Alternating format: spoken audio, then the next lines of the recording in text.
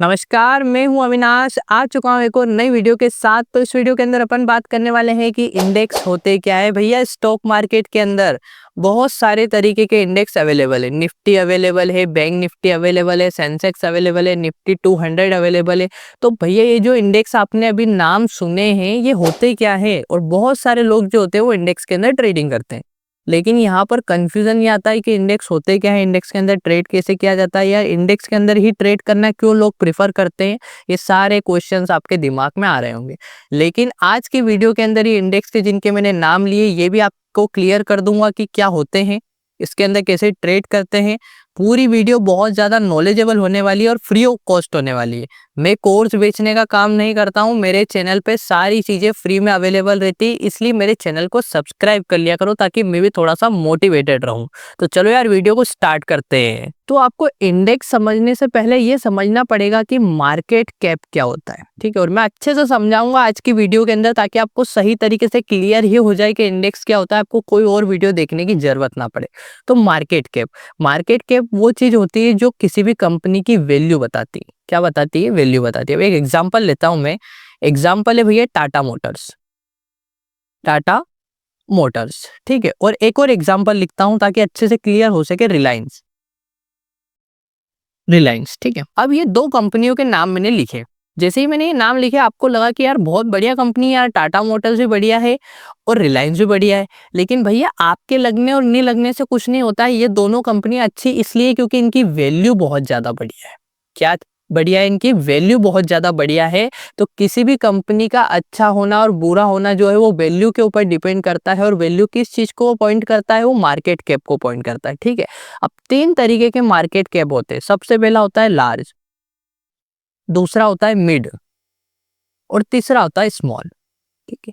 तो ये जो दोनों कंपनियों के मैंने नाम लिखे ना भैया, ये लार्ज कैप में आती है। लार्ज कैप में क्यों आती है? क्योंकि इनकी जो वैल्यू है ना वो 20,000 करोड़ से ज्यादा है। 20,000 करोड़ से ज्यादा है, इसलिए भैया ये जो है ये लार्ज कैप में आती है। जिनकी वैल्यू जो होती है वो 20,000 करोड़ से लेके 5,000 करोड़ के बीच में होती है, वो जो है वो मिड कैप में आती है। और जिनकी 5,000 करोड़ से कम होती है वैल्यू, वो जो होती है वो स्मॉल कैप में आती है, ठीक है। तो ये तीनों चीजें आपको क्लियर कर लेना है कि लार्ज कैप कंपनी कौन सी, मिड कैप कौन सी, स्मॉल कैप कौन सी है, ठीक है। और मार्केट कैप होता क्या है, ये आगे अभी आपको काम आने वाला है। इसलिए मैंने आपको बताया है कि market cap, value, Tata Motors, Reliance और ये सारी चीजें जो है, ये पिक्चर आपको क्लियर हो जाएगी मैं क्या बताना चाहता हूँ, ठीक है। तो देखो, इंडिया के अंदर दो एक्सचेंज अवेलेबल है। सबसे पहला है एनएसई, दूसरा आता है बीएसई।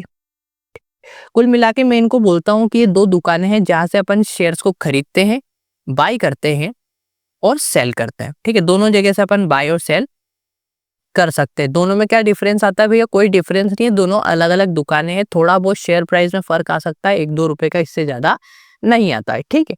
अब यहाँ पर एक चीज आपको समझना है कि जब मुझे किसी भी चीज का वैल्यूएशन देखना है, मतलब कि यार मेरा इंडियन स्टॉक मार्केट जो है वो कैसा परफॉर्म कर रहा है, तो क्या मैं टाटा मोटर्स, रिलायंस, ठीक है, इधर से मैं एक्सिस बैंक, एचडीएफसी बैंक, ये सारे जा जाके देखूंगा, फिर पता करूंगा कि इंडियन स्टॉक मार्केट कैसा वर्क कर रहा है, कैसा परफॉर्म कर रहा है।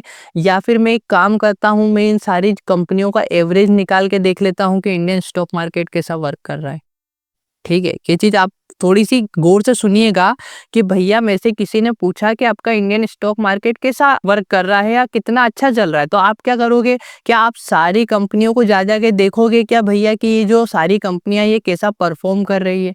नहीं, ऐसा नहीं करोगे, ठीक है। तो इस चीज को देखते हुए अपन ने इंडेक्स को लॉन्च करा, ठीक है। एनएससी जो है इसने खुद का एक इंडेक्स लॉन्च करा जिसका नाम है निफ्टी 50, है ना। निफ्टी 50 का मतलब होता है कि अब आपको जो 50 दिख रहा है ना, इसके अंदर वो 50 कंपनियां हैं जिनकी मार्केट कैप जो है वो ज्यादा है। ज्यादा का मतलब क्या? कि जिसकी मार्केट कैप सबसे ज्यादा है वो पहले नंबर पे आएगा, जिसकी मार्केट कैप थोड़ी सी कम है वो दूसरे पे, तीसरे पे। इसी टोटल 50 कंपनियों का एवरेज है निफ्टी 50। और मैंने आपको मार्केट कैप पहले ही बताया क्या है, वैल्यू। तो जिसकी वैल्यू सबसे ज्यादा है वो पहले नंबर पे, जिसकी थोड़ी सी कम है दूसरे, तीसरे पे। तो इसी 50 कंपनियों का क्या है, समावेश है निफ्टी 50, एक इंडेक्स आपने नाम सुना होगा निफ्टी 50। तो ये जो उन 50 कंपनियों का क्या है, समावेश है, जिससे अपने को क्या पता चलता है। जैसे ही मेरे से किसी ने पूछा कि आपका इंडियन स्टॉक मार्केट कैसा परफॉर्म कर रहा है, तो मैं क्या करूंगा, जैसे ही जाऊंगा निफ्टी 50 को देख लूंगा, क्योंकि निफ्टी 50 में तो वही 50 कंपनियां है ना जो मेरे इंडिया के अंदर अच्छा परफॉर्म कर रही है। तो बस जैसे ही मैंने निफ्टी 50 को देखा, इसका एवरेज निकलता हुआ दिख जाएगा कि हाँ यार, आज निफ्टी 50 जो है वो 500 पॉइंट जो है वो अप है। तो भैया आज तो मेरे इंडियन स्टॉक मार्केट ने बढ़िया परफॉर्म करा। और किसी दिन भैया ये 500 पॉइंट्स डाउन है, तो क्या करे, बोलूंगा कि भैया यार आज तो अच्छा सा काम नहीं हो पाया। ठीक है, तो एनएससी का जो है वो अलग इंडेक्स है, क्या है, निफ्टी 50। और बीएससी का अलग इंडेक्स है जिसका नाम है सेंसेक्स। ठीक है भैया, नाम पे मत जाओ, सेंसेक्स। इसके अंदर क्या होती है भैया, टोटल 30 कंपनियों का समावेश है। समावेश कैसे बनता है वो मैंने आपको बता दिया, वैल्यू की मदद से बना हुआ है। लेकिन यहाँ पर 50 कंपनियां, यहाँ पर 30 कंपनियां है। ठीक है, अब मैं सारे इंडेक्स के नाम आपको बताता हूँ। इंडेक्स का मैटर आपको समझ में आ गया, इंडेक्स क्या है भैया। दो दुकानें हैं, इनने अपना अलग अलग इंडेक्स लॉन्च कर रखा है, एक है निफ्टी 50, एक है सेंसेक्स। ठीक है, वो मैंने बता दिया, जो इंडेक्स है ये बनते कैसे हैं, ये वैल्यू के बेसिस पे बनते हैं। सेंसेक्स के अंदर 30 कंपनियां हैं, निफ्टी 50 के अंदर 50 कंपनियां हैं। ठीक है, अब मैं आपको सारे इंडेक्स के नाम बता देता हूं जो इंडियन स्टॉक मार्केट में अवेलेबल है, वो कौन सी दुकान के हैं और वो क्यों बने हुए हैं, इनके अंदर क्या क्या चीजें आती है। अब देखिए भैया, आपके सामने जो है वो एनएसई के पॉपुलर इंडेक्स खुले हुए हैं। सबसे पहला है निफ्टी 50। निफ्टी 50 आप समझते ही, मैंने समझाया भी है, निफ्टी 50 के अंदर 50 कंपनियां वो वाली है जिनकी वैल्यू जो है सबसे ज्यादा है।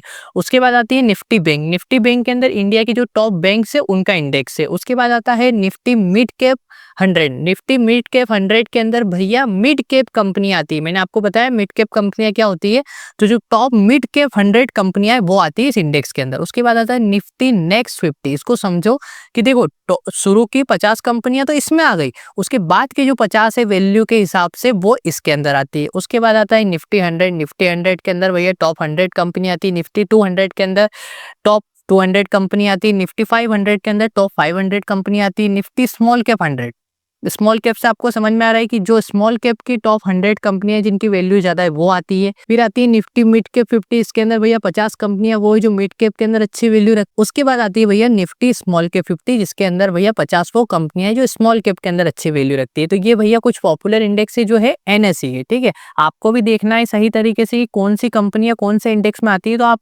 मनी कंट्रोल की वेबसाइट पे देख सकते हैं।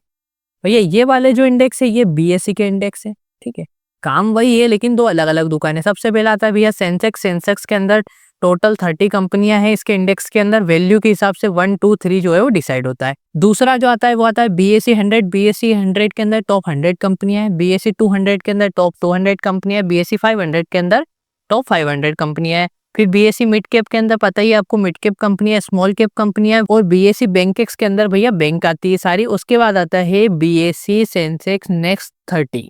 क्या है ये, जैसा वहां पर अपन ने देखा था निफ्टी एनएसई नेक्स्ट 50, यहाँ पर नेक्स्ट 30 की 30 कंपनियां इसमें आ गई। इसके बाद की जो 30 है वो इसके अंदर आ जाएगी।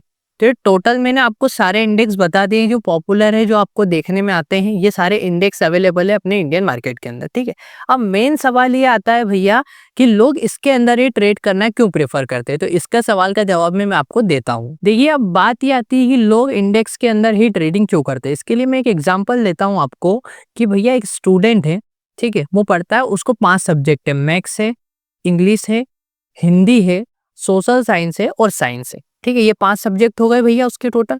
अब मान के चलते हैं मैथ्स के अंदर भैया उसको सिर्फ 10 नंबर आए 100 में से। ठीक है, इंग्लिश के अंदर भैया उसको 80 नंबर आए 100 में से, हिंदी के अंदर भी भैया 80 नंबर आए 100 में से, इसके अंदर सोशल साइंस के अंदर भैया 90 नंबर आ गए 100 में से, और साइंस के अंदर जो है भैया उसको 100 में से 100 आ गए। ठीक, तो मान के ये चलते हैं कि भैया सिर्फ मैथ्स में कम नंबर आने से क्या बच्चा कम पढ़ता है क्या, क्योंकि बाकी सब्जेक्ट में तो अच्छे नंबर आए। ठीक है, उसी तरीके से ट्रेडिंग के अंदर क्या होता है कि सिर्फ टाटा मोटर्स नीचे गिर रहा है तो क्या पूरा इंडियन स्टॉक मार्केट नीचे गिरेगा? क्या एचडीएफसी बैंक गिर रहा है तो क्या पूरा इंडियन स्टॉक मार्केट नीचे गिरेगा? नहीं, ऐसा नहीं होगा। तो इसीलिए क्या होता है कि सिर्फ एक ही स्क्रिप्ट के अंदर या फिर एक ही स्टॉक के अंदर ट्रेड करने से क्या होता है कि हो सकता है आप टाटा मोटर्स के अंदर ट्रेड कर रहे हैं। ठीक है, टाटा मोटर्स के अंदर आपने ट्रेड ले रखा है और टाटा मोटर्स की कोई ऐसी न्यूज निकल के आती है जब मार्केट चल रहा है, जबकि एकदम से टाटा मोटर्स नीचे गिरने लगता है, आपको पता ही नहीं वो न्यूज क्या है। तो उस चक्कर में क्या होता है, बहुत बड़ा लॉस हो जाता है। लेकिन आप कहीं ना कहीं इंडेक्स में ट्रेड कर रहे हैं, जैसे निफ्टी के अंदर ट्रेड कर रहे हैं, निफ्टी 50 के अंदर आप ट्रेड कर रहे हैं, तो निफ्टी 50 के अंदर ट्रेड कर रहे हैं तो सिर्फ टाटा मोटर्स के गिरने से पूरा निफ्टी 50 नहीं गिरने लग जाएगा, या फिर सिर्फ टाटा मोटर्स के बढ़ने से पूरा निफ्टी 50 नहीं बढ़ने लग जाएगा। टॉप 50 कंपनी बढ़ेंगी घटेंगी तो ही निफ्टी 50 के ऊपर कोई असर पड़ेगा। इसीलिए लोग क्या सोचते हैं भैया कि इंडेक्स के अंदर ट्रेडिंग करेंगे तो एकदम से लॉस होने का चांस कम होता है, मुकाबले किसके भैया, स्टॉक्स के मुकाबले। इसलिए लोग जो है ट्रेडिंग जो है वो इंडेक्स के अंदर पसंद करते हैं करना। तो समझिए इस बात को। तो मैं समझता हूँ कि आपको इंडेक्स समझ में आए होंगे कि क्या होता है, मैंने अच्छे से समझाने की कोशिश करी है। कोई भी डाउट आता है तो कमेंट सेक्शन में पूछ लिया करो भैया। बाकी मेरे चैनल पे सारी चीजें फ्री में अवेलेबल है, इसलिए सब्सक्राइब कर लिया करो। मिलते हैं अगली वीडियो में।